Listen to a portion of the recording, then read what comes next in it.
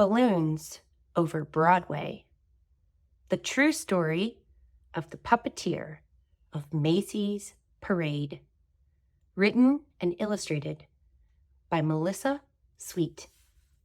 Anthony Tony Frederick Sarg, 1880 to 1942. Sarg rhymes with arg. Every little movement has a meaning of its own. Tony Sarg. From the time he was a little boy, Tony Sarg loved to figure out how to make things move. Once, he said he became a marionette man when he was only 6 years old. His father had asked him to feed their chickens at 6:30 in the morning every day.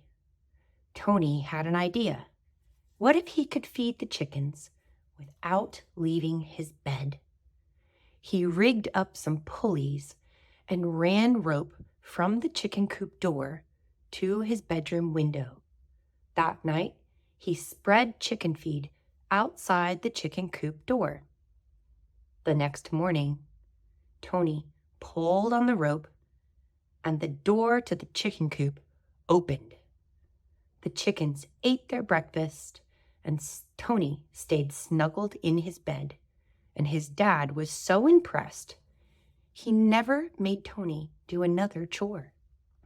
When Tony grew up, he moved to London, where he discovered that no one was making marionettes for kids anymore. So, out of wood, cloth, and strings, Tony began to make puppets.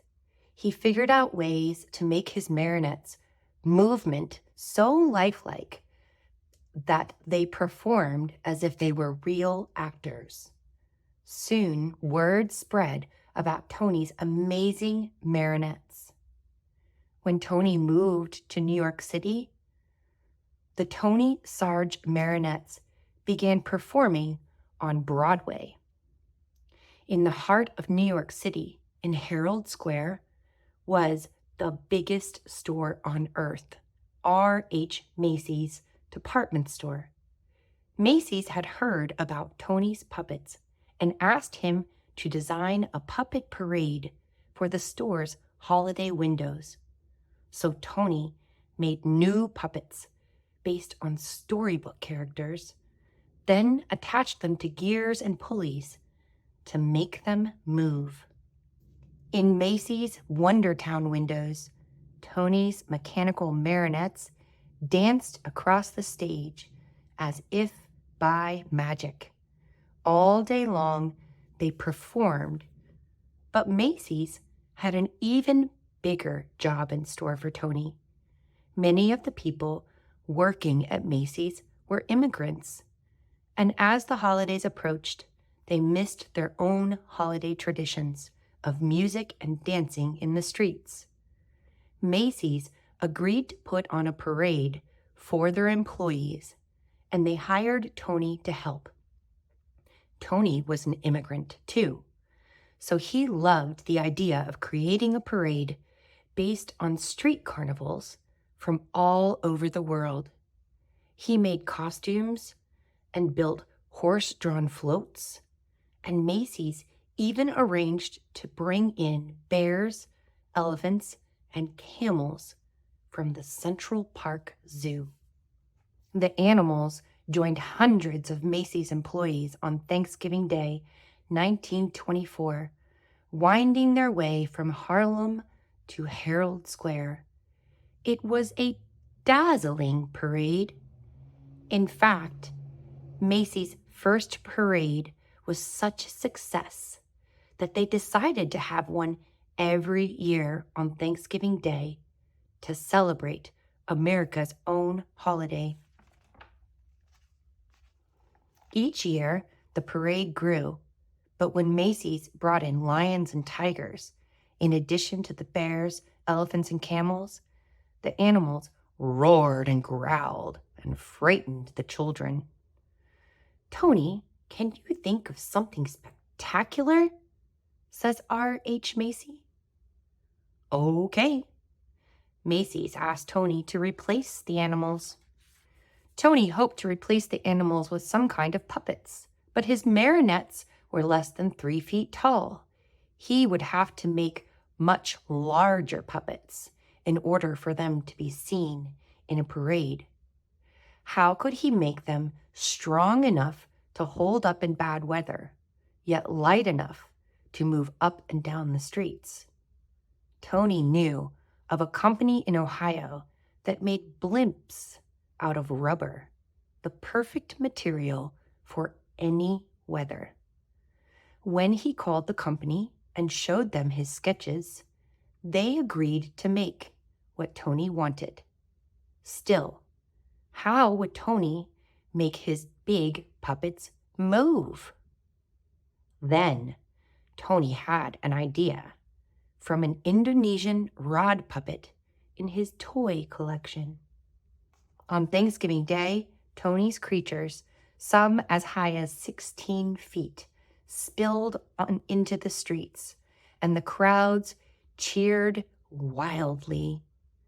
Part puppet, part balloon, the air-filled rubber bags wobbled down the avenues, propped up by wooden sticks. But now the sidewalks were so packed with people that only those in the very first few rows could see the parade. Tony realized his puppets would have to be even bigger and higher off the ground. And though the sticks helped to steer the puppets, they were stiff and heavy. Tony wanted his balloons to articulate, to move and gesture, more like puppets. But how? With a marionette, the controls are above. The puppet hangs down. But what if the controls were below and the puppet could rise up? During the next year, Tony set his new idea into motion. This time, he asked the company in Ohio to make balloons out of rubberized silk, as strong as rubber, but lighter than rubber alone.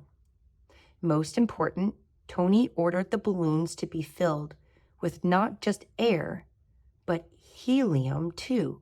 Since helium is lighter than air, it would make the balloons rise. Once the puppets were completed, they were deflated and shipped back to Tony in New York. Tony didn't know if everything would go as planned. What if the balloons are filled with too much helium? What if one hits a sharp object?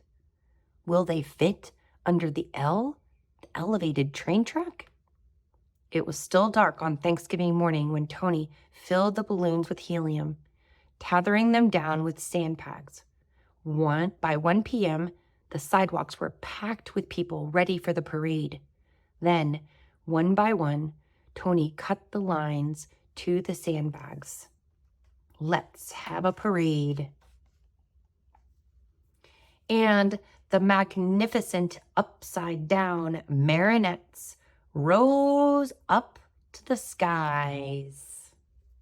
Nodding and waving to the crowds, they sailed past Central Park. They sailed down Broadway. They shimmied and swayed through the canyons of New York City. High above the crowds, they flounced in the afternoon wind, pulling the rope handlers this way and that. Yet, with every heave-ho, the balloons gestured and articulated like wild puppets, and the crowd screamed for more. After the balloons were eased under the L, they ended in front of Macy's, at Tony's. And from that day on, every Thanksgiving morning, crowds have lined the sidewalks of New York City to see what balloons would rise the skies for Macy's famous parade. Tony Sarg, the puppeteer who loved to figure out how to make things move, had set the stage with a little ringing for a puppet to be anything anyone could imagine it to be. The end.